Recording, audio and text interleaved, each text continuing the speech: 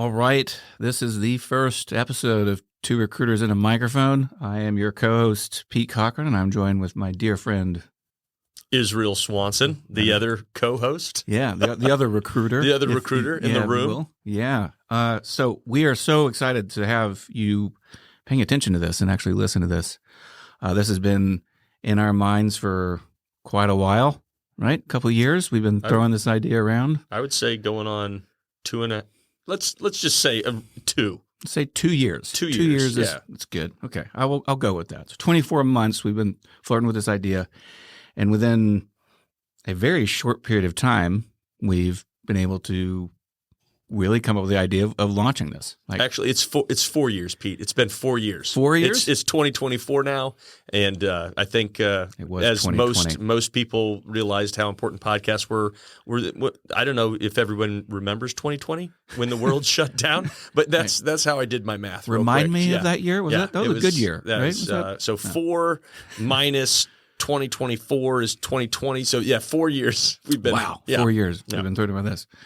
But it really kind of came down to, I would say, the past 4 months. Yes, where it really did, and obviously we're getting ready to announce our first special guest on this podcast, and it all makes sense why he would be the first one, and we'll share that in a little bit. But yeah, I agree with you. I think for the past 4 months we've really kind of thought through this. We do have a lot of special guests throughout 2024.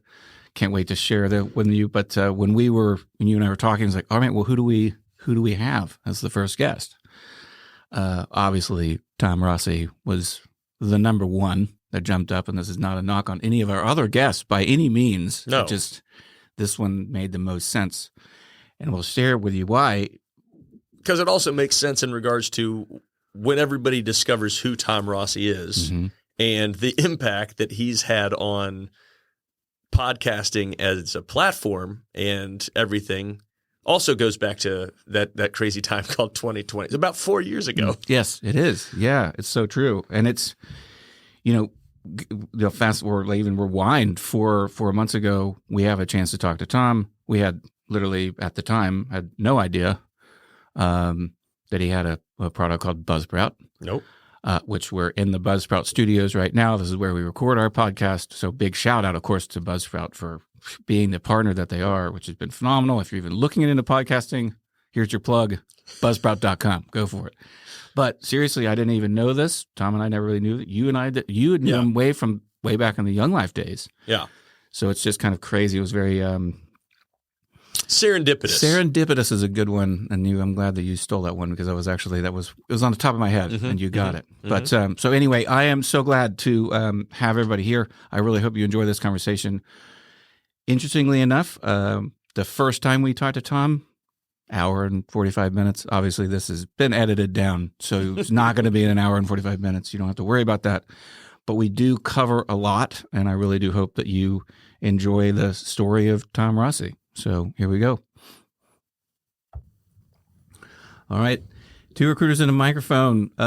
Our guest today is Tom Rossi. Thank you so much for being here. You're actually our first guest, so this is super exciting for us. The first guest of many, right? Yeah. So I'm one of the co-hosts. My name is Pete Cochran. I'm here with my partner, Israel Swanson. There you go. There's Israel, and then, of course, Tom Rossi. So thank you so much for being here. Thanks for having me. That's awesome. So I'm so glad to be able to sit down with you again, because I know when we had an opportunity to sit together, over a couple months ago, and we did a fireside over at RF Smart, we talked a lot about many, many different things, and I wanted this podcast to kind of reflect on a lot of that stuff that we learned and maybe kind of even build on it, right, and speak a little bit longer, because we only had 30 minutes. So we tried to condense everything in a very short period of time, and hopefully we'll be able to kind of pick up more. So sure. Tell us a little bit about yourself. You give me the background. Tom Rossi. Yeah. Where are you from? And well, my name's Tom Rossi, and I am the co-founder of Higher Pixels. So I have a couple partners. The three of us lead the Higher Pixels product company. We have multiple products that we've built, and we've evolved to this place over years. I think I've always been into like computers and technology and all that kind of stuff. And started the company originally in about 1996. So it's been a while. Technology has changed a ton since then. Just a little bit. Yeah. Yeah. And we started off in client services. That's what we did for a good number of years. And then just through a painful process of having to move really from client services, we had to build something. And so we built our first product. And then this is before SaaS, right? This is probably 2001 that we really have to make a pivot. And, so it wasn't a mature business model, like understanding monthly recurring revenue and churn rate and valuing your customers, how you figure that out. But that's how we got into SaaS was we started building a product, and really it was just something that we needed to do, and then haven't looked back. Like building. Was it a SaaS product for you specifically, for a pain point that you were trying to solve, or was it someone for a customer? Yeah. We actually, it was a little bit of both. It was a little bit of both. Yeah. So we were doing client services work, and one of our customers was an organization called Young Life, which a lot of us had a background with. And one of the things as do Israel and I. Yeah. I have a little background in Young Life, of course. Okay. Yeah. So Young Life, it was you're working with high schoolers, and you're trying to coordinate them. And so you need things like a calendar, and it was fun to have like a photo gallery and things like this. But this is 2001. So I don't know if you remember, but there wasn't a lot. It was like Angel Fire. Remember, Angel Fire was like a horrible website builder. Horrible product. Yeah. And so we were working with Young Life and talking to them about, wouldn't it be cool if every campus had their own little website with photo gallery and events and a little micro blog and all that kind of stuff. And they loved the idea, but they couldn't pay for it. And September 11th happened, and it just decimated all the nonprofits. Like nobody wanted to spend any money, no capital expenditures. They didn't want to spend money on anything that wasn't necessary, because they didn't know the future. I mean, it was scary times. Like we didn't know if Wall Street was going to collapse. And so being in client services, our customers, about half of them were nonprofits, half of them were for-profits, but it didn't matter. They all just... So I'm sitting on a development team thinking, what are we going to do? And I'm like, forget waiting for Young Life. Let's just build it ourselves. So we built the product and said, let's just charge $30 a month to manage this website, basically a content management system for campus ministries. So we worked with Young Life and Campus Crusade and Reformed University Fellowship and all these different groups. So it was kind of born out of, a lot of us had an experience with campus ministry, so we knew what we wanted, but it was also, we had worked with Young Life headquarters. We knew that this was something they were interested in. And part of it really was, we thought we were just biding our time for money to get freed up and people to start engaging again. But after we got into it, it's like, it's such a better, I think it's such a better existence of doing products versus client services, where it's like you've always got to sell the next deal. You've always got to sell the next customer. And it's rinse and repeat, right? Yeah. When services, it's like Groundhog Day to me. Like, and I come in services. Both Israel and I are both in services. Yeah. Every day is in some ways it's thing. living hand to mouth, right? Because it's like you got to get the next thing, and so it's definitely challenging. And so when we built that first product, our first product we ever built was called M-Sites, and we started building it in 2001 and launched it maybe 2002, 2003, and we just shut it down maybe a year and a half, 2 years ago. Wow. So you kept it up for 20 plus years. Yeah. And finally I was like, I told the customers that were still in there, I was like, please, like you have to go somewhere. Like there's so many better, something else. There's better products out there, but they've just been with it for so long and it worked. Right. Which just shows that the business model for SaaS is different than a lot of other, like we call it the long tail of death. Like even M-Sites, we hadn't deployed a line of code in over a decade and we still had customers. And it's like this long tail of death. Yeah. Like we were losing customers that's for sure. Technical debt for sure. That's a mere definition of it, right? So anyways, that's how we kind of transitioned from client services into products. And then we didn't know what we were doing. And then over all those years of building products, I feel like we've grown in how we operate as a product company. Right. Yeah. Because we're now, like, you have 4 or 5 different products now within HirePixel's portfolio. Right. In fact, here we are in Buzzsprout Studio, which is also the platform that we're using to actually host this podcast. So it's pretty awesome. Right. It's very meta. It's very meta. Yeah. It's very. Yes. Absolutely, it is. serendipitous, if you will, based on our conversation we had a couple months ago, and here we are, doing it. So it's awesome. So, but yeah, kind of give a little history on all the other different products. So after Insight, then what happened after that? Yeah. So MSites was the first product that we built, and we built it originally. We were doing everything was Microsoft.net. Okay. And when everything kind of went to pot with the client services business, it eventually got down to just me. Like literally, I'm the only person left in the company. And I'm just running, I'm literally, the server's running in my house off of a Comcast dynamic IP address, which I'm updating the DNS for. Don't tell Comcast. So they won't be listening to this podcast. Yeah, that's so true. Okay. And they wouldn't even know who to talk to anyways. So, it gets down to just me and, Kevin Finn, who had worked with me before in the client services business. He reaches out and I'm telling him, I'm like, dude, product's where it's at. Like, this is so much better. And he's like, well, I've got an idea for a product. And I'm like, well, let's partner up. One of the things that, if you build a healthy SaaS product, it's growing every month. Now, it might not be growing leaps and bounds. Like a hockey stick. Yeah, it doesn't have to be a hockey stick. It could be linear. That's fine. And I'm literally, Kevin and I are looking at the numbers and I'm like, okay, I think we can afford you to move back to Jax and we can partner up and build another product at this date. Like we could just map it out based on our growth. Wow. And so anyways, so Kevin, he says he's got an idea for a product, something that we always struggled with in client services, which was tracking time. And so that was our next product. So Kevin came on as my partner and we built a product called Tick. And Tick is time tracking for hitting your budget. And when he came on board, one of the things that he said, which is funny because Kevin's a designer, I'm more the programmer. And he said, but hey, before we do this, please, we just consider maybe not using Microsoft. We watched this video and he sent me the infamous video of David Hennemeyer Hansen, who DHH, who invented the Ruby on Rails framework. And there's this famous video of him demonstrating how it is. And I watched it. I mean, I probably mind blown. Yeah. Right? Yeah. Because I worked at HashRocket, so I remember very well, it was a cult of us Rails people. Yeah. And so I was totally enamored, right? And so Tick was built on Rails. We actually went up to Chicago and went to a workshop with 37 Signals where DHH worked, and they had a product called Basecamp, which we had always kind of followed 37 Signals. And we're big time Basecamp users. And we went to their workshop it was called Getting Real, which is an amazing, it's now available for free. You can go find it on the web, Getting Real. But it really challenges a lot of your perspective of how you build a product. And it was literally the opposite of everything that we did when we built MSites. And so that's Kevin what we felt too. It was like the exact opposite. Everything you've learned before. Yeah, it's all wrong. Yeah. And so Kevin and I were like, we're going to build Tick by the book. Like whenever we think that we should do it this way, we're just going to go and we're going to do it the way that Getting Real says to do it. And it was an amazing experience, a great product. It took off right away. 2006, 2007 or? Yeah.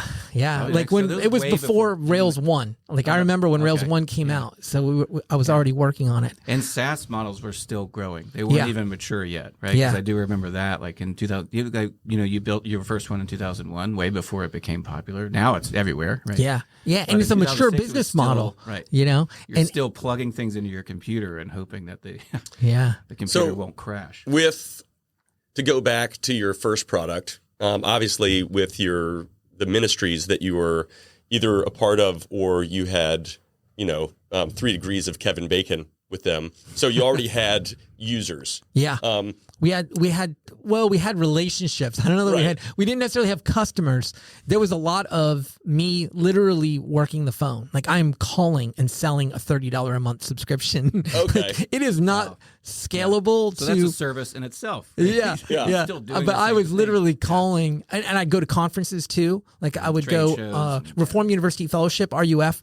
They would invite me to come and speak at their conference and just talk about how the internet was changing the way that we communicate with people and how that might impact ministries and nonprofits. And so that was a great way for me to get customers. But it was I did not have customers out of the gate. There was a lot of blood, sweat, and tears selling those customers on MSites, which was funny because fast forward again, it was only a couple years ago that we shut it down. And I'm like, I remember selling them. I remember the pain that I went through to get them onto M sites. Yeah. So then I guess, selling, a lot of learning opportunity there with selling a SaaS product, but then you move into Tick and you obviously realize that there's a need for this product because, we needed it. Yeah. That was a big difference, right?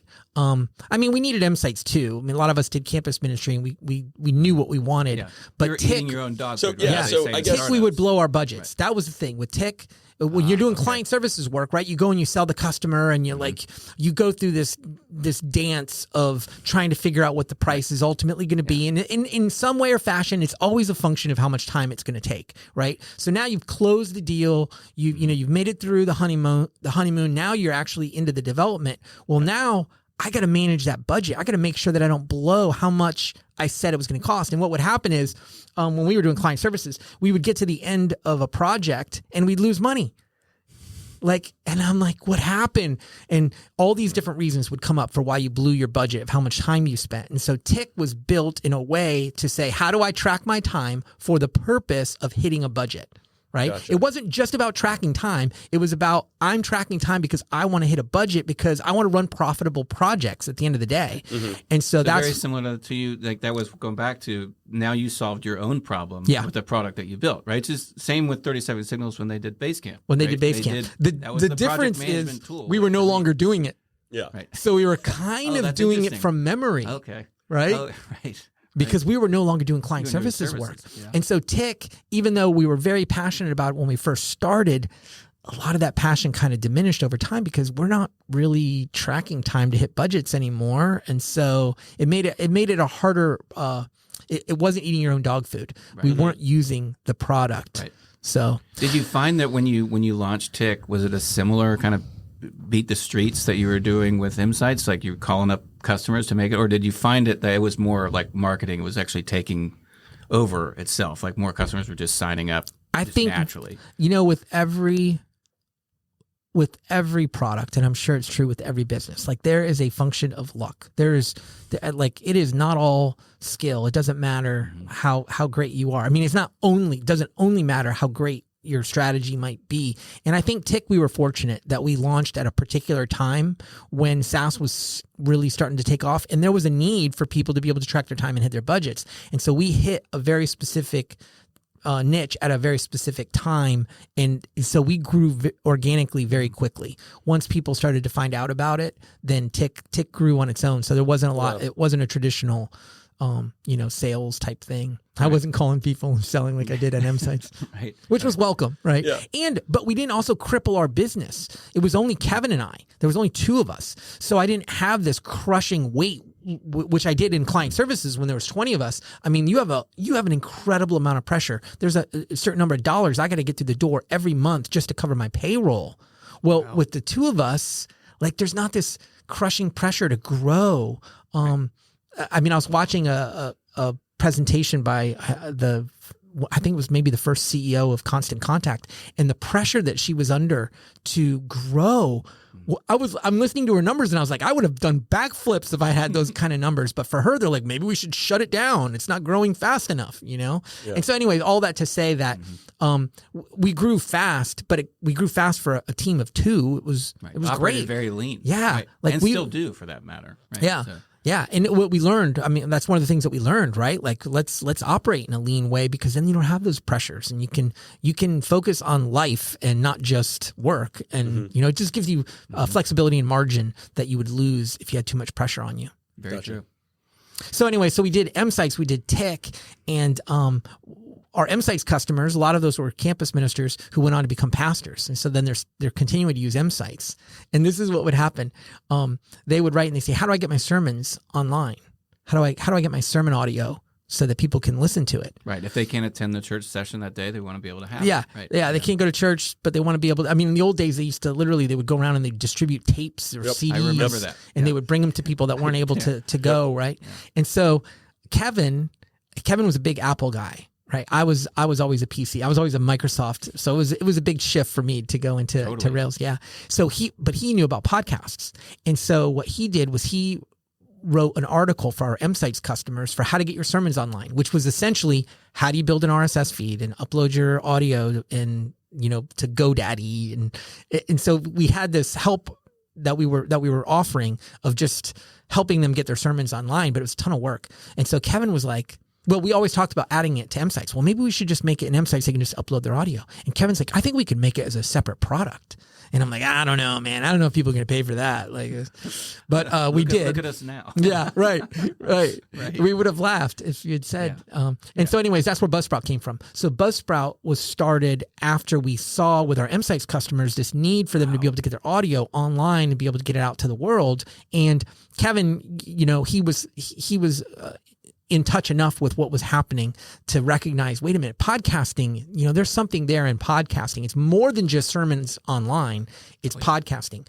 And so that's where Buzzsprout came from, was that ability to get that audio out there to the world. And so right after we launched it, it was a little bit different because when we launched Buzzsprout, we did have a group of customers already because our M-Sites customers, a lot of them were clamoring to make it easier to get your sermon audio online. And it put us in a great place in terms of, the right place at the right time with the right product, because those customers are typically non-technical. They have volunteers that come and go. Right. And so when we built Buzzsprout's tagline, it was like the easiest way to launch your podcast, the easiest way to host and maintain and grow your podcast. And a lot of that, because it took me a whopping 60 seconds to create our profile. Yeah. So, yeah. It's pretty insane. I was like, wow, this is. And so Buzzsprout has always been like, that's something that we're very concerned about, is how can we make this easy? And especially at the time, so this is probably like 2008, where there's a lot of people who are putting blockers in front of people for launching a podcast. Oh, you want to launch a podcast? Well, you got to know this, and you got to do this, and you got to hire this. And they just made things complicated. And so we were like, no, we're going to make it really simple. And that's always been part of the DNA of Buzzsprout, is making it very simple for people to be able to do that. And a lot of it goes back to the fact that when we started, like, we had a great test case, because these people, I mean, I remember when I launched, when we first launched Buzzsprout, it was a Sunday and somebody was uploading a sermon. I get a notification on my phone or something. Somehow the server goes down. And I'm like, what's going on? And I had never expected it, but some church had uploaded a 600 megabyte WAV file, which I would have never expected somebody. How do you even upload a 600 meg? I mean, again, this is like 2008, but they managed to upload a 600 meg file, which totally, I just hadn't expected it. The server just didn't have enough disk space. I didn't think it was going to be processing. So anyways, I had to go and upgrade it and stuff. But it challenges your, when you think of, it's hard to think like a non-technical user, because we're so technical. And so you're like, oh, well, for them, it totally made sense. Like he just probably hit record on voice memo or something, and then uploaded this massive WAV file. So, and even if you said it was 600 meg, you'd be like, I don't know what that means. Yeah. Which was a lot of our competitors. When we launched Buzzsprout, our competitors were like, how many gigabytes?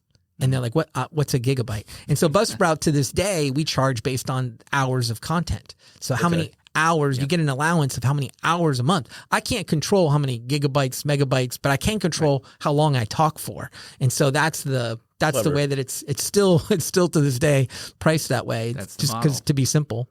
Yep.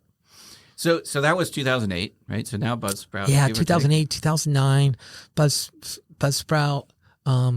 We partnered up with Donor Tools, which was a product that had already existed that we ended up acquiring because we recognized that M-Sites was going to start this long tail of death. And we're like, well, let's look at something else. And so anyways, we bought this product called Donor Tools. We built a new version of Donor Tools. It's, been rethought. And so that's another product that we have. We have a product called StreamCare. Now, StreamCare is a huge product that we fell into. A buddy of mine had a real need for this software. And he's like, please, can I just hire you guys to do this? Like, please, I'm just pay you by the hour. And I'm like, dude, I will never do that again. Like, I'm not going back. And like Kevin and I were, and at the time, it's still just Kevin and I. And so we're like, no, that's not going to happen. Like, we have no interest in doing client services. And I said, stand down, Satan. Yeah, get behind me. Yeah. And so I was like, dude, no, it's not going to happen. But I want to know if there's a market for this product, then maybe we'll build it as a product. So sure enough, we built StreamCare. StreamCare is a product. It's a very specific niche. It's workers' compensation pharmacy claims. Okay. It's very specific, which is, let me just say real quick. It was funny. I was at that Rails World conference in Amsterdam, and I met another company that does the exact same thing.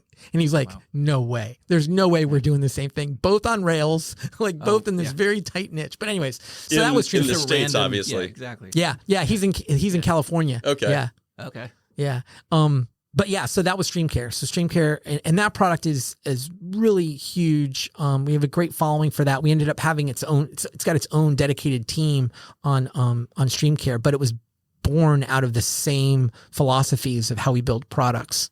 Yep.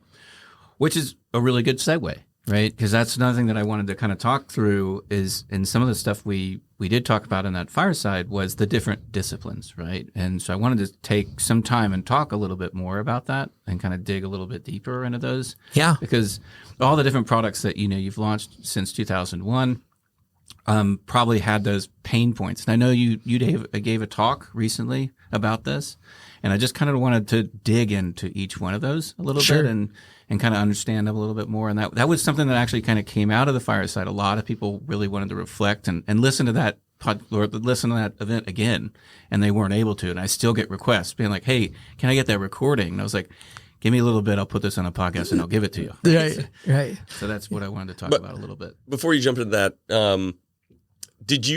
when did you find your love of product? Like, was it before M-Sites? I mean, when you were in college, were you in high school? Was it like, man, I love product? And maybe you didn't even know what the definition by, our definition of, business product or a software product was, but it's just like, I love building product. I love, when did that happen? What was that moment?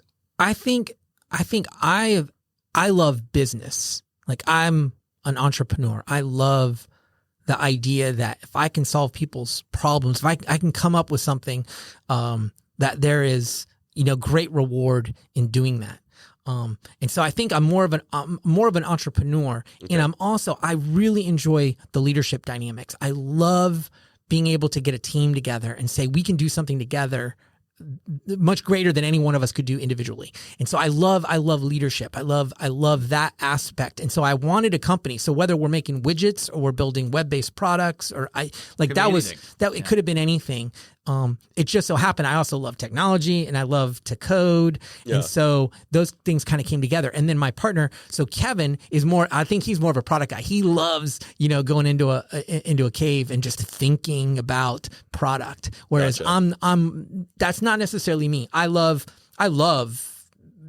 solving people's problems. I love coming up with things that are going to be valuable in that exchange. And I love the technology, but I don't know that I would describe myself. I rely a lot on Kevin, and I have another partner, Marshall. I didn't mention when we did StreamCare, Marshall came on board as another partner. So there's 3 of us on the team. Originally, it was just me. Then it was Kevin and I, and then it was Kevin, Marshall, and I. And let me just say this because I think it's important. He's a great guy. Like, we are. They all are. Like, we are partners in every way. We're not. It's not like I'm the CEO or anything. Like, with the 3 of us, and the way that works is really respecting each other's areas of competency. And so Marshall is more down to earth guy. He's, less of a risk taker, more on the financial side. Like, he understands the business aspect of it. Kevin is more the product guy. Mm-hmm. Like, he's the guy that understands, strategy. Design, strategy. Think about big picture of where podcasting could be in 5 years. You know what I mean? And then I'm more on the leadership and the culture of the company that we're building. And like, that's a product that we're building. It's a product in itself. In and of itself is the company. And I get excited about all those kind of things. And I also love the tech. I love, there's some part of my day that I still want to spend writing code. And so anyways, all that to say, that's kind of how it all functions and comes together and how we make it tick. Okay. Well, one more personal question on that, since you're not the product guy, but the leader and, problem solver. So let's go back to, very young Tom Rossi. What was the first big, let's say, problem that you solved or group that you helped where you felt that, oh man, I love this. This is awesome. Like, do you I'm have that so story? glad that you asked this question. I'm so glad. I was a newspaper boy. I was a newspaper boy in St. Augustine, and I was a newspaper boy not what you typically think of. Like when you think of newspaper boy, you think of, oh, you have a route and you go and you deliver your newspapers. No. Every paper I had to sell. So you were like a newsie. Wow. Like, So I was more like a newsie. I would walk up and down St. George Street in St. Augustine, and that was my quote route. And basically, whatever I sold, like that was it. So if it was a rainy, nasty day, then I was gonna have a worse day. A bad day. Yeah, a bad day. No And if you could come up with a gimmick, a way to sell papers, which I came up with tons of gimmicks of how to sell newspapers. And name some of the best ones. Yeah. So were gosh. you embellishing stories in regards to you looked at the headline and you're like, oh, yeah. Okay. There's a bunch of strategies. That's one of them. So there was a Loch Ness monster in the intercoastal. There was a painter on St. George Street named Emmett Fritz, and he was such a great guy. And so he was so funny. And so he'd be like, "Hey, if you really want to sell newspapers, like you gotta yell out headlines." And he's like, "Don't just yell out like the headline that's there. Like you got to make it interesting." Yeah. And Make so up a headline. So what he would do is he would look at the headlines with me, and we would come up with something to yell. And I would yell, extra, whatever. And I would read out a real headline, but it would be twisted just a little bit. And so my claim to fame, this was my favorite one. At the time, I'm old. This was when Ronald Reagan and Gary Hart were competing. And so the heading was Reagan steps up, attacks on Hart. And so I yell, Reagan, Hart attack, Reagan, Hart attack. And everyone's like, what? And they're like coming over. And then they get the papers. And they're buying the paper. And they'd be like, well, wait, did Reagan have, you got to buy a newspaper to find out. So then they give me a quarter. And then they look at it. And some people, they'd look at it and then they would just give me money. They would just laugh. And they just thought it was hysterical. And they would just give me money. Some people, not so much. But it was stuff like that. Like I would yell different headlines and like just coming up with, but what it taught me was, if you're a little bit creative, if you do a little bit more work, like there's ways to make more money to make that work, as opposed to just working by the hour, which I had tons of friends that, you knew exactly how much you're going to make, how many hours you work. Whereas like for me, I could make way more, or I could make way less if I come up with a bad idea or bad strategy. And so anyways, I think that's when I really, started to get the itch for entrepreneurship, but I didn't even know it. I didn't know it at the time because I thought I always wanted to go to school to be an engineer. And so I didn't even think entrepreneurship until I met the internet in like 95. Yeah. And that was it. Yeah. Man, the story I have in my head right now, though, for anybody that's, knows St. Augustine or St. George Street, I literally picture you outside the oldest schoolhouse in America. Yeah. And then there's this guy around hey kid, You want me to give you the secret on how to sell papers? Yes, that's totally it. He like comes around the alley, right? Yeah. I got a secret to change your life. Yeah. Emmett Fritz. Oh my gosh, I haven't thought about that in a while. But yeah, so he would help me come up with these great. There was always a headline to yell. Man, that's amazing. That's so good. Amazing. And I can totally picture you as a little kid just running down St. George Street, as you said. Like for all those that know that street, I could just picture it. Yeah. Maybe a little beret, whatever. Hey, look, whatever it would take to sell newspapers, man, I would do it. Yeah. Oh, that's amazing. That is amazing. All right. Well, cool. I guess we can get into the product disciplines if you want, Tom. So yeah, I know one of the first ones. So when you did the talk, you talked about optimizing mass, right? So we want to kind of go through that a little bit. Yeah. So real quick, this was a talk that I gave at a conference, and I have to put the disclaimers on there. Like none of these ideas are uniquely mine. Like I said, a lot of them were influenced by 37 Signals and the Basecamp crew. A lot of these are how we've kind of adopted them. So, as a disclaimer, a lot of what we do, what we've learned from people like 37 Signals, who's had a big impact on us. Jim Collins, all of his books, Good to Great, Built to Last, things like that. Jim Collins had a big impact on how we think about it. Andy Stanley, his leadership books, his leadership podcast, big impact on the way that we think about how we treat people and how we approach business. So all of those things we've stolen from other people, and I hope people steal from me and from them as well. I think that it's an important disclaimer. The other disclaimer is like there is, like we were talking about earlier, that there's some element of luck or fortune. I would say grace. There is some element that's outside of our control, some unmerited favor that you can't point to and say, I did this thing right, and therefore I got this thing on the other side. And so I don't know how much of this applies to every other business, and I don't want to make it sound like, oh, I know exactly the solution. I just want to put the disclaimers out there. It's like we've learned a ton, and we've also received an incredible amount of just unmerited favor of being at the right place at the right time with the right product, all those kind of things. And so, yeah, that's kind of the disclaimers. But in the talk, what I did was I broke it down really into two different sections.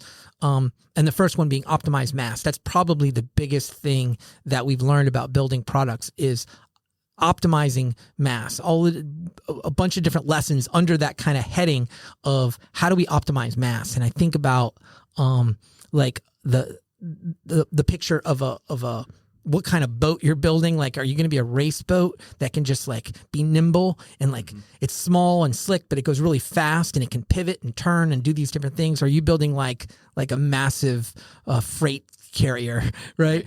Man, once it gets going, it's not going to stop. It can't turn, but it is huge, right? Like it's got an incredible amount of weight that it can carry. There's no nimbleness at all. Yeah, there's not nimbleness. Straight line. And that's but you don't get in front of it because it'll crush you. I mean, that's like Google, that's Microsoft. Like they're massive, huge things that can't turn, but they're moving pretty darn good. Like there's an argument to be made that you might want to build something like that. But for us, it's optimizing mass is that boat. I want to be able to, any weight that I'm adding, I now got to carry that with me, moving forward. And that's going to make it harder and harder to pivot and turn and stuff. And so optimizing mass is kind of that overarching heading over all those different things. Right. Yeah. And I can totally see that as like, that's kind of mitigating against the whole technical debt scenario, right? Like if you're doing that, you're not really thinking a lot more about technical debt because you can actually be more nimble, like what you were saying earlier. Yeah. Yeah. It's almost like you're treating everything as technical debt. Every line of code that you write is something that you're going to maintain. There is a cost that you're going to pay to carry that forward, whether or not it could be the most beautiful code ever written. But it's a feature that nobody uses and you're going to carry it forward forever. That's mass that you're going to carry. It's going to make it harder when you go and you change your billing model or you change, this or that. And so it makes it harder to pivot. What were some of the biggest pain points that you had to even uncover that was such a scenario for you to focus on? I think the fact that it was just the two of us when we first started, like you didn't have a choice. Like every line of code, it's very different than when we used to build product for other people. Because let's say you're building it for somebody else. Well, they're going to have to deal with it. Well, I was about to say they're going to maintain it, right? Yeah, it's on them at that point. It's not on me. They're the ones that are going to have to figure out how to maintain it. They're the ones, and guess what? They're probably going to hire me. They're going to pay me to go. You know what I'm saying? So it's very different when you're building your own. It's like, I'm building it for me. I'm going to have to live with this of whatever I build. And so I think maybe that's when you start to really think about those things. But it's also focus. Like if you whittle it down, I'm a small team. What can we do? It forces you to focus to say, well, what can we do? You can't say yes to everything, as opposed to if you're one of those big freight carriers, right? If you're Google, there's nothing they have to say no to. That's why they launch crap and then shut it down, right? It's like they don't say no. Right. and then, anyways. But I think that there's something there that forces you to kind of focus. And even actually being able to say no to anything. That's a really challenge for a lot of people, especially in sales and product. They want to say yes to everything. Yeah. Like both Israel and I have worked for many companies that have that history of saying yes to too many features, too many ideas, and it's actually hindered their growth. Yeah. Right? So I've seen it 1,000 times. Yeah. They're so focused on getting the win. Right. Is that it can. Oh, yeah. It's like, well, no, it can't. Yeah. No, it can't. And, it depending on where you're we'll sitting. figure that out later. We'll figure that out later. Yeah. Just get the win. Then you present it to the dev team and you're like, oh, we said that it can do this. Yeah. Like, oh. Yeah. I learned a lot of that at HashRocket. I'll give a lot of kudos to them to really teach me how to say, because, coming from a recruiter, a talent acquisition person and a salesperson, we're kind of taught to be able to say yes all the time, right? Like take the opportunity, take the role.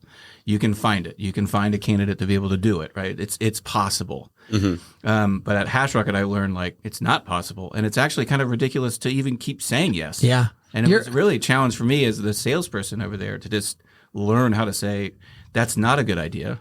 We're not going to do that. Maybe someone else will. And here's our competition. Go knock yourself out. If you can find one that'll do it, and they probably will say yes. But I'm not going to say yes because it's not going to help your business long term. Yeah, one of the lessons that we had under this concept of optimizing mass is having a mantra. Right. It's like having a statement that you can say to your customer with integrity. This is what we do. So like for Tick, we say we are the easiest way to track your time and hit your budget. We are not the easiest way to track your time. We're the easiest way to track your time and hit your budget. It's and your budget, which is probably the most important part of it, right? And if it's not, then here's some competitors that you might want to go to. But that was foreign to us, right? Because we came from client services where it's always yes. And it's like, oh, well, you needed to be able to do this.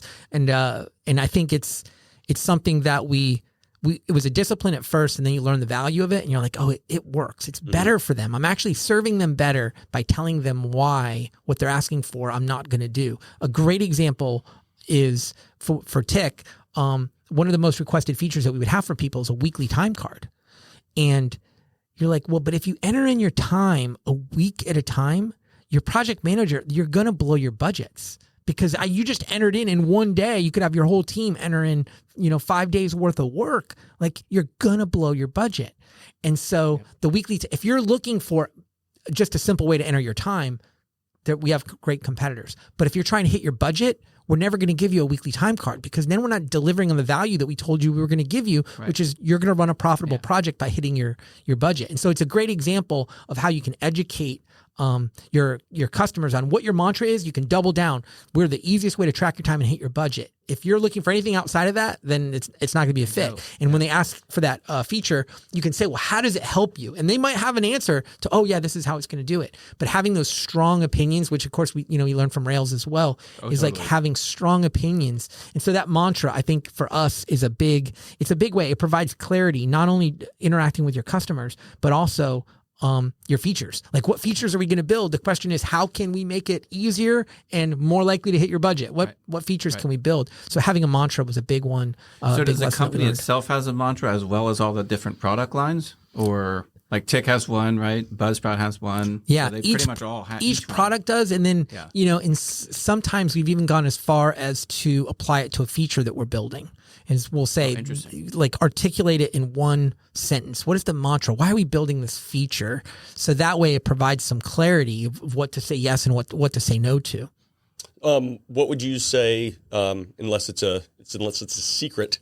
So you and your partners, because y'all are so close and you realize each other's strengths, do y'all have your own personal mantra, like the three of you, that's like, this is us, this is the mantra that we live by? No, that'd be helpful. Yeah. I think it'd be good. Yeah, that'd be an interesting exercise. It would be a good exercise to go through personally. Oh yeah, of course. I was looking for you or if your a family. poster. Yeah, I was going to steal it and just put it in my office. Like, No, the Higher Pixels mantra. Yeah, or Tom Rossi's mantra. Yeah, it's hanging up in my office. Really, it's more of a succinct statement for the product of like, okay, what is it? Right. Let's and what can we be the best at? If we can't be the best at it, then it needs to be more specific until you're the best at that thing. Like you can't be the best time tracking. Anybody that says that, it's just not true. Mm-hmm. Like, and so let's make it as long as it needs to be, that mantra, that statement. Let's force ourselves to fit it into one statement, because if it turns into a paragraph, well, then you're never gonna. Right. So that's your vision. That's your mission. That's it. And it's that one sentence. Right? Yeah. So how long does it typically take? Like, does it all of you together in a whiteboard, just thinking about, I'm going to launch this product. I have this idea. Does it take weeks? Does it take days? Does it like sometimes? Like, I mean, I'm it's sure been a long time. but It's been a long time, right? Since we've launched a product from scratch. And so I think every team is going to be different. I think Ruby on Rails, provides a great path to be able to do that. But it comes down to, who's launching that product. And so I've really enjoyed getting to know other SaaS founders. So I've started a mastermind group with people that are beyond, they have an idea, they're building it. Right? Like they're not just in the conceptual phase. And it's fun to have these conversations with them early on because they might have a much further horizon than is necessary. Like in order to launch. Because I'm like, it's all these optimizing things, right? Going back to the max, right? Well, having a mantra, you can do that right now. Like what you're building. Let's come up with a mantra. The next one on the list is that you'll never know less than you know right now. So why are you building all these features? Why are you building these features when you don't even know that you're building the right features? You don't have any customers. You're only going to get smarter. Mm-hmm. So I think being able to apply those principles, you can actually launch faster. How fast? Well, it still depends on the particular product that you're building, but I think it's less than what a lot of people think going into it. I know so many SaaS founders that they just wait too long to launch. Like just get it out there, get some traction, get people using it, real people that gave you a credit card number. They paid you for the actual service. It doesn't matter how many of your family members tell you it's the best idea ever until somebody sees the value that you're offering and is willing to exchange their value for yours. Like you just haven't proven your model. And so I think you want to get to that place as quickly as you can. And Ruby on Rails is great because it makes it so much easier to be a one-person framework and be able to get something out there, even if it's still the early phases, Yeah. So with that, even one that, you never know less than you do right now, from a feature perspective, how many features, like let's take Tick, for example, right? You shrunk it down to a certain amount. Like how many features have you just gotten rid of or just said, I'm just not going to build it? Like, I'm kind of curious. I mean, it's countless. I don't know. It's always the debate is do you do this thing? Because the customer comes to you, requests something and you. I think this principle that you'll never know less than you know right now, it's actually a coding principle. So this one was stolen from Sandy Metz. I'm pretty sure it was Sandy Metz who said this. But she was talking about coding. She's like, why are you writing code that you don't need right now? You'll never know less than you know right now. Or the way that I like to say it now, like you'll never be dumber than you are right now. So why do you want dumb Tom writing this line of code thinking you know better than future Tom what you might need? And so this idea that you'll never know less than you know right now, you can apply it there's so many different applications of that thing that you're only going to get smarter, provided you are getting smarter. There is a chance that we're not going to get smarter in this particular area until we're at the plateau. This is it. Yeah, at this point, it's diminishing returns because I think some people can hear that and then they can be very indecisive. They're like, "Well, they're never going to make a decision." And I'm like, "No, at some point, you're not gaining new information." So this is a common debate where we'll say, like, "What are we learning? We're not learning. Let's make a decision." Yeah. Right? If there's no experiment to run, if there's nothing that we're going to learn, well, then we've maxed out. Let's make a decision. But if there is something for us to learn that might give us insight, well, then why would we make a decision right now? Why don't we kick the can down the road and say, we're going to be smarter? And so I want future Tom to make that decision, not current Tom. Yeah. It happens all the time when with the code where I'll be like, I'm talking to the other developers. And I'm like, man, do not trust the guy that wrote that code. Like that was old Tom. He had no idea what he was doing. He was a total idiot. So feel free to totally throw that out. You know what I mean? Yeah, you could just totally delete it. Like I'm embarrassed. I wish that you didn't know that I wrote that code.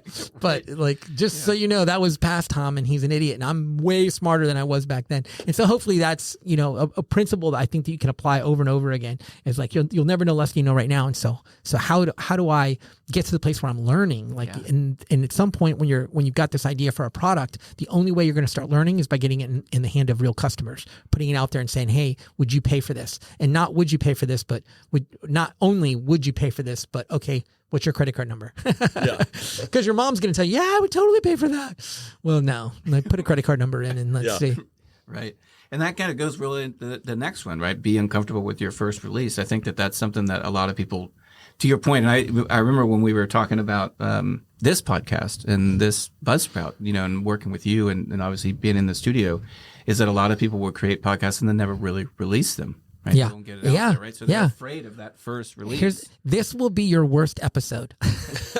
Hey, I'm so like glad it. that I'm on your worst episode. So are we, Tom. So are we. that's You why know, we have you here. but there's a truth to that, and there's a freedom that comes from that. It's like recognizing that it's not going to be perfect, and you're only going to get better. You're only going to learn more, and so be uncomfortable with that first release. If you're not uncomfortable, then you released it too late.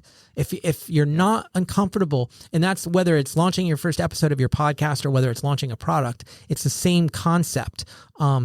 Which is there should be a little bit of discomfort. Like, I don't think, there's I think there more should be tweaking. more discomfort than comfort, right? There should be more of that uncomfortability. Yeah, there should be a good amount. Unknown. But the best thing about this is because it is going to be a steaming pile of garbage.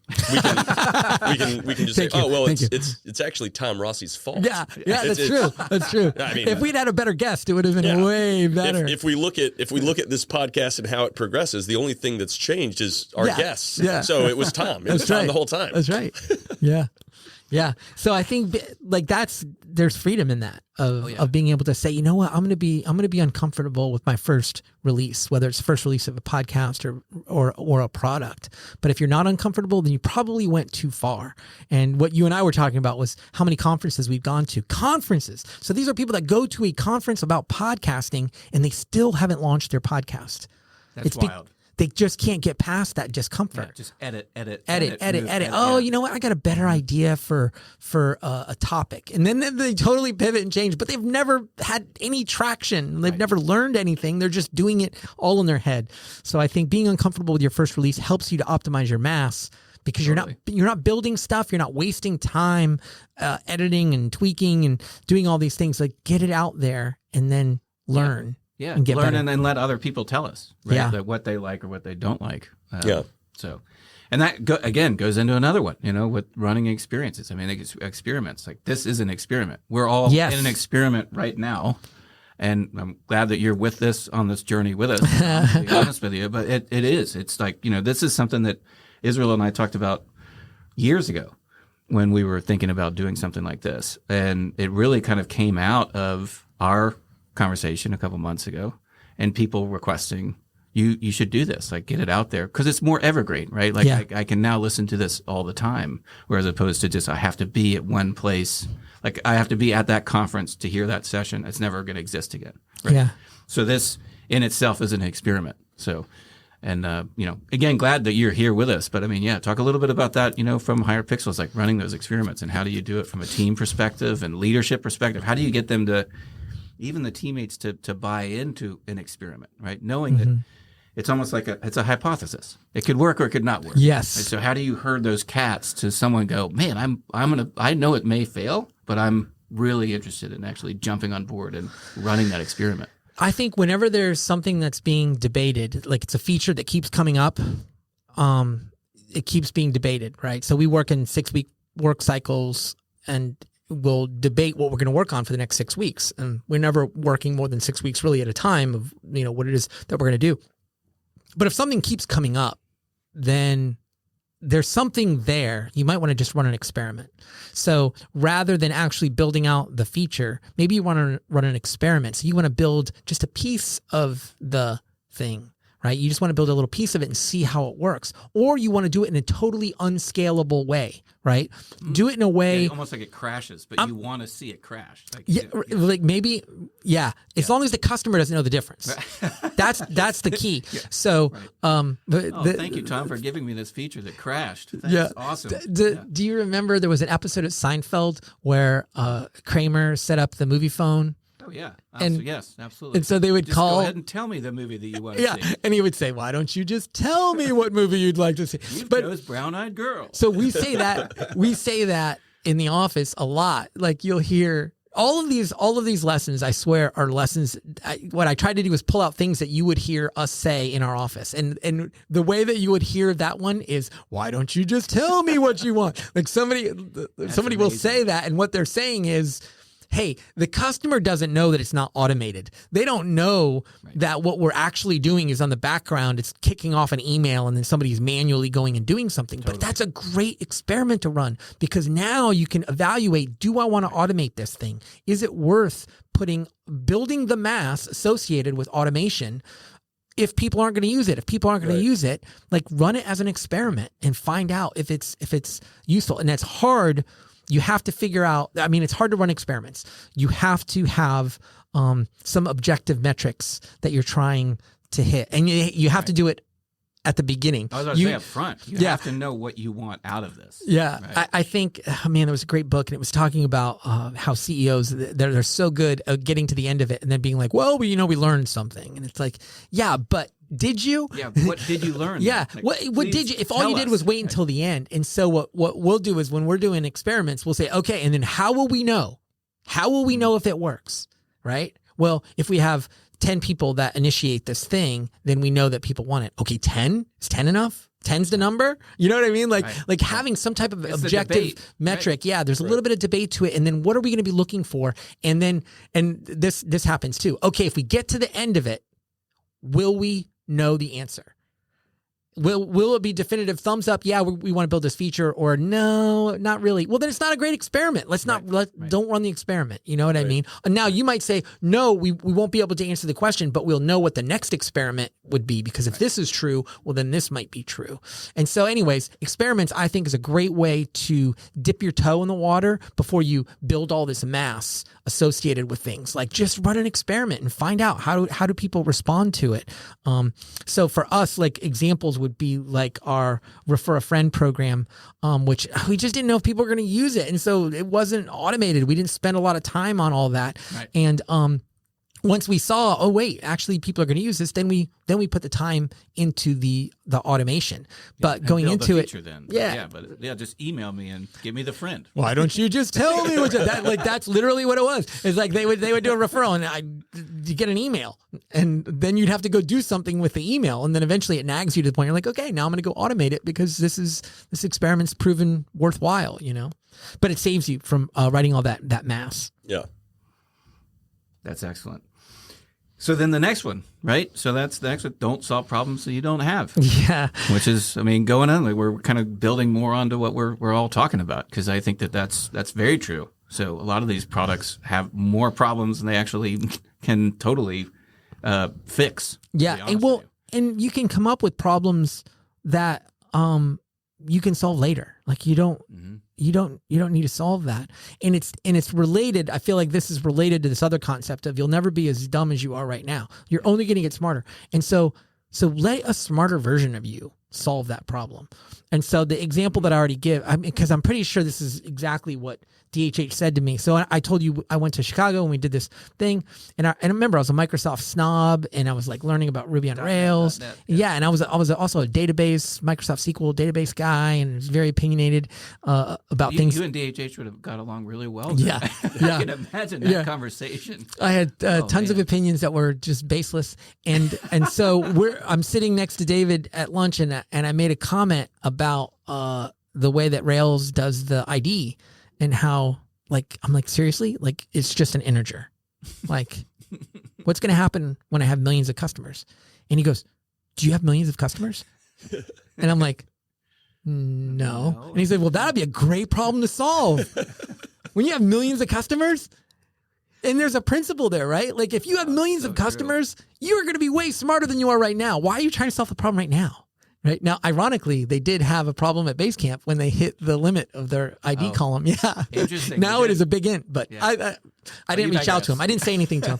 But yeah, but he was equipped to handle it, right? Like, he was way smarter than he was before, and he had a team and all that kind of stuff. And so I think the lesson there is that, don't waste time solving problems you don't have. There's enough problems that you do have that you can solve, right? Oh, yeah. And so rather than focusing on, what's going to happen if we have, so many people using this feature, dude, that will be a great problem to have, and then let's solve it. We're all going to be high-fiving each other if we have so many users. Yeah. Buzzsprout is the best example of this, because for years we did things that were not scalable. They were just not scalable at like a massive scale.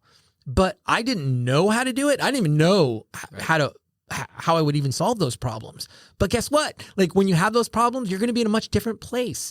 And so fast forward to whatever, 2014, 2015, whenever podcasting really started to explode, like Buzzsprout was positioned in a great place because we were the easiest way for you to be able to launch your podcast. And so we're growing to the point where I'm like hanging out by my fingernails as we're, expanding. It's just growing like gangbusters. Well, all of the problems that you would say, hey, don't solve problems you don't have. Well, they all came, right? Like all those scaling issues came up. But thank God it was much later because now I've got a team of people, right? It's not just me. I've got other, we're solving it together. You also have money. Right? Like now we have money capital and you got the smarter version of yourself, like you were saying. So now let the smarter version solve the problem. Right. Or you got money. Hire somebody. Right. Like pay a contractor to answer the question of how to solve this problem. Or you also have the evolution of Ruby on Rails. So one thing that we really benefited from was because we weren't very smart and we didn't know how to do these things, thank God we didn't try to solve them because it wasn't built into the framework. So examples like caching wasn't something, I was like, I don't understand caching. I'm not going to do any caching. But Rails made caching so easy by the time that we needed to do caching. Well, it was trivial to be able to turn it on. And so when we started running into those scaling issues, a lot of those problems had already been solved by the framework. But if we had tried to solve them early on, we would have wasted countless hours solving a problem that we didn't have that could have been solved years later in a much better way. And so I think giving yourself the freedom to say, hey, that'll be a great problem to have. If that happens, that'll be a great problem to have. Yeah, and that's hard for people to admit, right? Because they actually want the problem now. Yeah. So then they can try to work to solve it. Yeah, and they think that it's the right thing to do. I'm being smart now, and it's like, but you're dumb. Like you don't know. You don't know. What if I told you that you weren't going to run into that issue for 10 years? Like, do you really think that right now is the time to solve that problem?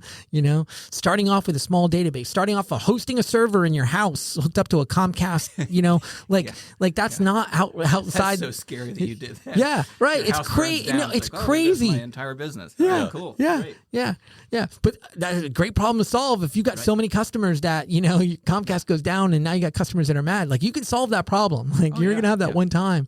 But I think that's something that you have to be able to get comfortable with especially when you're in the launch phase and you're optimizing your mass. Is like just don't. And when you're building features, it's giving yourself permission to say, man, what if customers do that? Will they do that? That'll be a problem. We know we can solve it. Let's solve it if we run into it. Right. Exactly. There are tons of, I'll get another couple examples. With Buzzsprout, we have all kinds of monetization options. Like you can have people support your show. They can, give you money monthly. Yeah, we also have, I noticed that. We have Buzzsprout. Yeah. Consider supporting the show. There's a link in the episode description. Link. There's also Buzzsprout ads where we can insert ads. Well, I did not even anticipate the ways that people were going to take advantage of those features, right? But those are problems that we can solve now. Now we have traction. We have customers. We have people that are using those features. I can go and try to figure out how to solve them. But had I tried to do it at the beginning, I think I could have wasted a ton of effort and I would have missed it because I couldn't even have conceived of the way that people are totally like trying to game, these monetization options. Yeah. Yep. Yeah. So the last one, right? So the last one on optimizing your mass. Yep. And so that's the intentional with deciding when to hire. And so for two recruiters, that's the most important thing for us, right? Because we're always working with customers and in hiring, right? But it's very interesting to sit down with clients and be able to even challenge them is this the time to hire? Like, do you really need this? Yeah. Is this really a pain point, right? So to your point earlier about now you have capital. Now you have a problem. Now you have and now you have the money to actually hire somebody.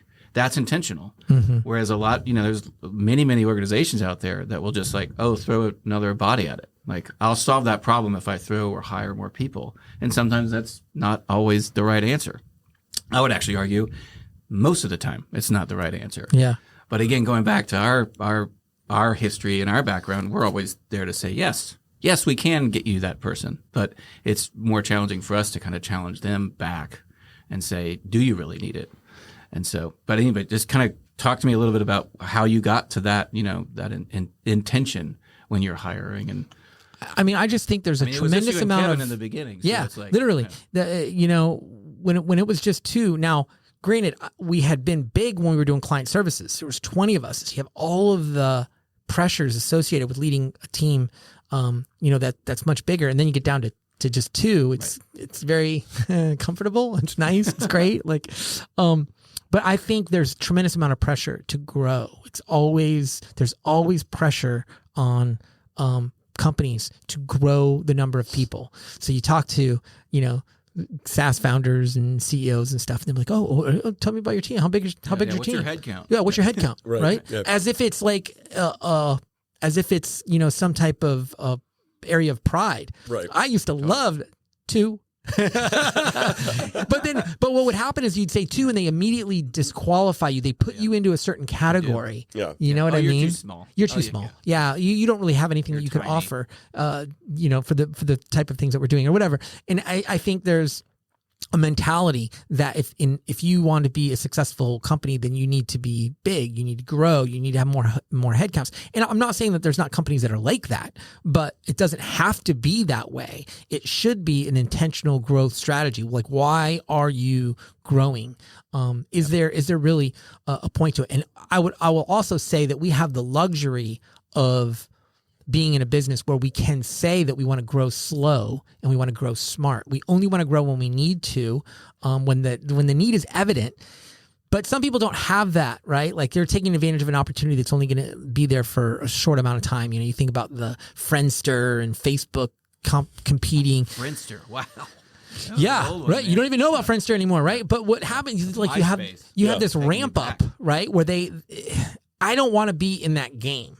But the rules are different in that game. And so I don't even know how to play that game where you do have to hire people super fast, and it doesn't matter how much they cost, and it doesn't matter how much money you lose.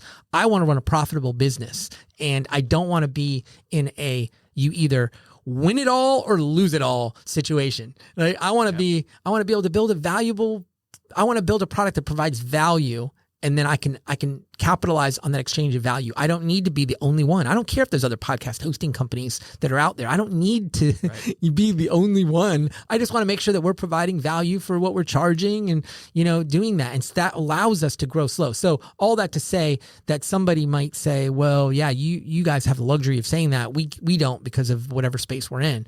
I'd say, yeah, I don't want to be in that space. I don't want to. Right. I want to be in a place where I can do that. I think part of it also comes from this idea of, I put a tremendous weight on leading people. And so if you're bringing somebody onto your team, like, how do you lead them well? How do you make sure that they're, getting life out of the things that they're doing? And so, we were talking about the mantras for our products. There is a mantra for the company, and the company is to have a positive impact on people, and those people being employees and our customers. But our employees are part of that equation. So because that's what we want to do, you don't consume people. You don't consume them and then just, let them go, or you really are going to spend more time making sure, are you really a good fit for this company? We're a high performing team. Like, we have high standards for the work that we do. Is this really a good place for you to be? And I stand on your shoulders, you stand on my shoulders. We're all here as a team. And yeah. And being able to do that means that for us, we got to grow slow, right? We really got to, and it's got to be smart. Yeah. Slow and smart. Yeah. And when you think about mass, right, again, because this is all under this heading of, I feel like if there's one really big lesson that we've learned, I feel like it's optimizing mass. Is like, it doesn't mean that you don't have mass. It's just you optimize. So when you hire a person, there is nothing more massive to add to your company than hiring a person, in my mind, right? Because I see it as a commitment. Like, I'm committed. If it doesn't work out, if you're not a good fit, I feel like I've made a mistake by bringing you onto the team, right? Like, it's beyond just what you can provide for the company. It's a human being. Right? Yeah. Like, it's a human. I am impacting the trajectory of your life, and so there's forever. Great, maybe. Yeah. Like, but you're bringing them on though. Like, there's a tremendous weight that carries, and so you want to make sure that you're optimizing mass. Do you really need to hire that person? Because once you hire them, they're on the team. Like that's something you will carry forward for a good period of time. Like I'm not saying that we've never fired anybody, but it's not fast. Like, there's people like, oh, fire fast. And it's like, we are not a fire fast company. Yeah.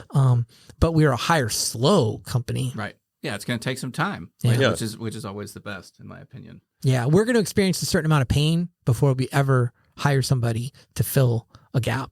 Yep. Yeah, and I've seen a lot of that with what's going on in the news now. It feels like every day I wake up and there's more massive layoffs with some of these massive organizations.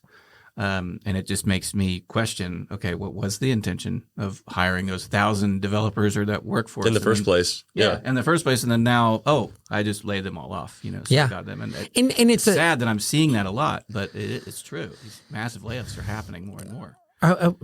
I was just talking to somebody about this because it's kind of on both the employee and the employer, right? Like they hired people knowing they're losing money but they're hiring these people, but they're also paying them way more than the value that they really provide to the organization. So the employee is like pushing for all of this money, but there should be some uncomfortable, like, if you're getting paid like that, there's a reason.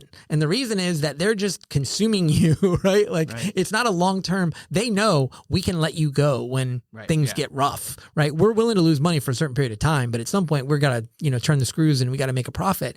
You'd think that companies think that way, but I think that there's something there that's broken in our ecosystem, right? Where you've got employees that are pushing for these, crazy salaries, or they think that that's something to compare to. And you're like, dude, I don't want to even compare to that because they're willing to pay that, but that's because they're crazy. And it is 2020. They saw those spike. So and it is funny to me that nothing goes off in the gray matter of, let's say, the person that's interviewing when they get an offer that is $25,000, $30,000 more than they've ever been offered before, and they're just like, "Oh, this is awesome."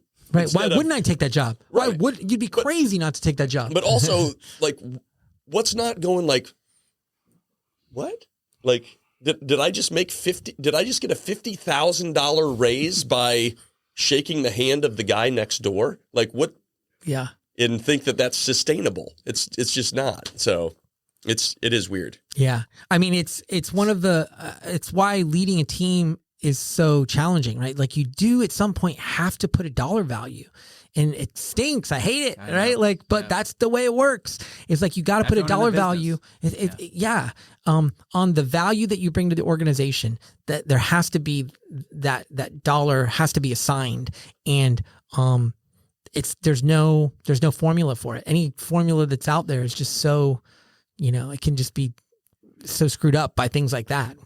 Yeah. Because, I mean, it's hard to, in regards to the formula, because once you start putting it into a formula or associating it with a return, then it's like, Pam in accounting is literally, this is her return. Mm-hmm. And so that's why we pay her what we pay her, because that's her return to the company. That's the value that she's bringing back. Right. Yeah.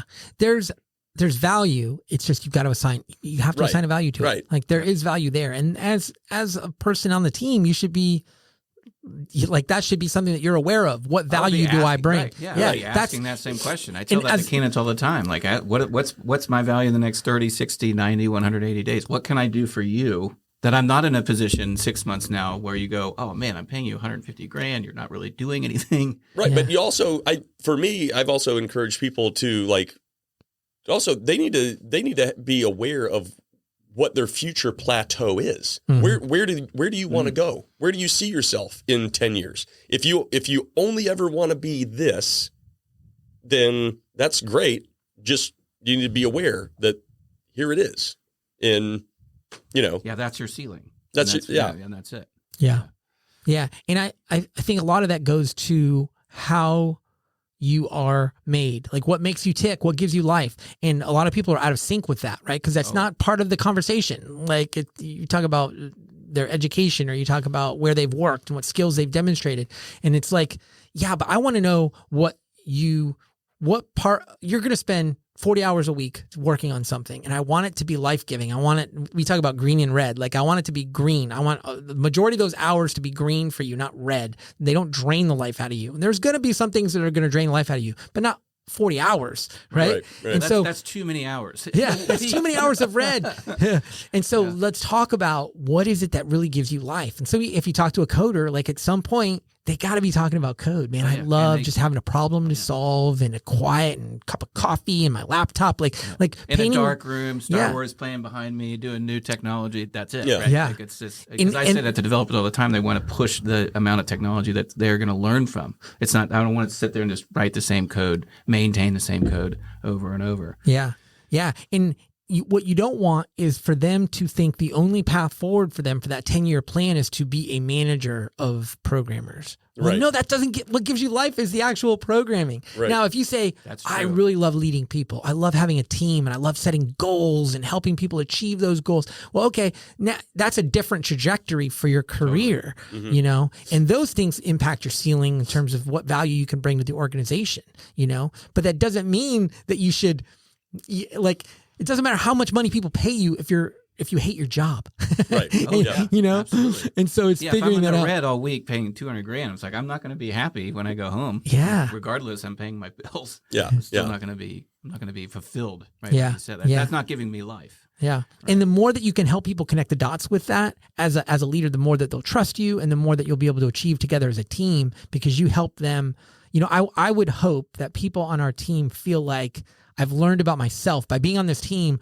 They care about me as an individual, not just as I want to be part of a high performing team. I want to do great things, but they know me and they've helped me kind of fit in. And if it doesn't fit in, I want to help you figure out where you do fit in. If it's not here, I want to help you find what that is. It's almost like a focus on, if I take the term individual contributor, it's the focus on the individual piece. Not so much the contributions, right? I know that you can do the job, right? I know that you can do the job, but if I can focus on you as an individual, then that's going to be, and you're probably going to do better at your job if you're happy, right? And fulfilled. Yeah, right? You're going to work harder, right? Yeah, that's really interesting. Do you find that when you ask people like and I find this when I talk to, sometimes people just don't really know. Like they can't answer the question. It's very rare that you have an interview and you say, hey, tell me, okay, this last job that you had, and they rattle off the things that they did and the skills and whatever. Like, what were the things that gave you life? And they're like, excuse me? And you're like, what? When did you feel more energized? Like, what were the things that you did that at the end of it, you were like, man, I feel energized. I want to do more of that. And it's like, they're like, I'm really good at Excel. You know, like they have a hard time answering the question because they're like, well, what do you want me to say? I don't know how Excel gives you life. Yeah. Just be honest. Thankfully, I don't know that anybody's actually said that. I love Excel. Yeah, I love Excel. But I think they haven't thought through that, right? And maybe they don't know, which is a great answer, right? Like knowing what you don't like sometimes. I can't tell you what I do, but I can tell you what I don't, and giving them the freedom. Most people can do. They can say, I hate this or I don't like this, but it's hard for me to say what I actually like. Well, the funny thing though is when you talk to someone and they hate their job and they list this variable, this variable, this variable, and then they go and look for another job, but those variables they're not changing the answer to. Right. So it's like, good point. Like you're literally leaving the environment that you hate for another environment that, guess what? You hate. How can you not see that? Right. It's not just gym that you hate at your job. Right. That's just that you're going to. Right. Yeah. Maybe you're doing the wrong thing. Yeah. Maybe you're not supposed to be a business analyst. Maybe that's it. Right. Maybe you're supposed to be a carpenter. I don't know. Yeah. And I find that really hard for candidates to admit that, that I'm pigeonholed in this role, right? Like let's take sales as an example. Someone that's been in sales, that's your role. That's I put you in that stereotype, right? You're in sales, but you may hate sales, like absolutely hate it. But then you're pigeonholed in it, and then you can't get out of it, and that's your red. But no, anyway, everyone's just going to put you in that because that's what your job is, right? There are a lot of people that, and I guess I'm talking to myself. I'm looking at myself in the mirror here. Is you're good at something that doesn't necessarily give you the green. Yes, and very good point. And so it's like, oh man, I naturally happen to be good at something that I can't stand, and it makes me money, but it doesn't bring me life, right? But you have to find that balance, right? Like you're saying, like, so then if I'm there's going to be some hours of the day that are going to be read for everybody, but if it's the majority, like it's just not sustainable. It's not healthy. Yeah, you could discipline yourself, but you're going to get to the point where you just hate your life, and like you'd be better off quitting your job and going to being a school teacher or whatever the thing is that you know what I mean. That's going to give you life and making a fraction of what you're making than to be miserable. Like I think that's a hard. It's a much bigger issue in culture of, like, really why wouldn't I do the thing that I get paid the most money? Or I got my college degree in this, so I have to do this thing. That's another thing. Right. Yeah. And so it's like, as fathers of all these, kids, that's what I keep trying to tell my daughters. It's like when you enter in the workforce, you're going to have these really challenging things that are going to happen, and you could hate it. Yeah. But you could really love it. So find something that you love, that you're passionate about, and it has purpose, to your career. Because if you don't sometimes have that, then you're going to find yourself miserable. Yeah. I don't know how much of that you're going to have to cut out. But I think the idea of optimizing mass, like there's nothing more massive that you add to your company than people. And so it's something that you should be very intentional about. It shouldn't happen haphazardly, and you shouldn't just give in to the external pressures of increasing your head count, to be able to do that. For us, it was very intentional. Because like you said, it was Kevin and I, and then it was Kevin Marshall and I, and Dave was one of our first designers. And it was only only several of us, John, there's only 4 or 5 of us. And I remember we went to Epping, we were out on the water, and we were having this conversation. And I had told Kevin when we partnered up, I was like, dude, I never want to go back to the way it was before. I never want to have a staff of 20, because it was the hardest time in my professional career, was having that payroll over my head while I'm just watching the business, just all the revenue is going to zero, right? Like, I can't close a deal. I can't get anything through the door. And so anyways, it was a very intentional decision to let's grow the team. Do we really want to do that? And that's when we made the conversation about, like, why are we doing this? Well, we're doing this because we want to have a positive impact on people, just like the business has had a positive impact on us, giving us freedom and all these we want to extend those to employees. And so at that point, that's when we started growing. And even still, there's only 20 of us in the company. It's like we're not like we're going to hundreds. But even that growth, we just resisted for so long. Yeah. Well, this is awesome. Well, Tom, I know we're gone on an hour and 20. It's probably like this is being the first podcast. This is a long time. And the worst podcast. We've already established. We've already established it's going to be the worst. All right. Oh, well, thank you so much for being here, Tom. Thanks. I really appreciate it. And thank you, Israel. Thank you, Pete. Thank you, Tom. Awesome. And thank you very much for being here. All right. Thanks, See guys. you next time. Bye. Bye. All right. That is a wrap for Two Recruiters and a Microphone. Thank you for everybody listening in on our interviews with our special guests. I do want to take a few minutes. I want to thank a few different people. First and foremost, Buzzsprout. Israel and I would not be anywhere without the support of your team. The studio here is absolutely amazing. The product is amazing.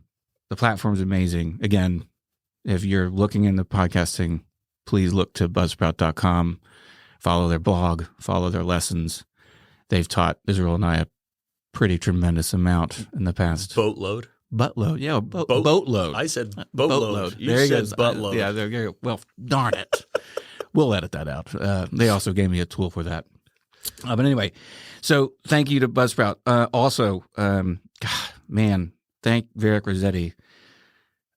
He's one of the top designers that I have personally ever worked with, and I can't believe even when I pitched the idea of what Israel and I were working on with Varric, we maybe laughed for maybe 15 minutes just about the name.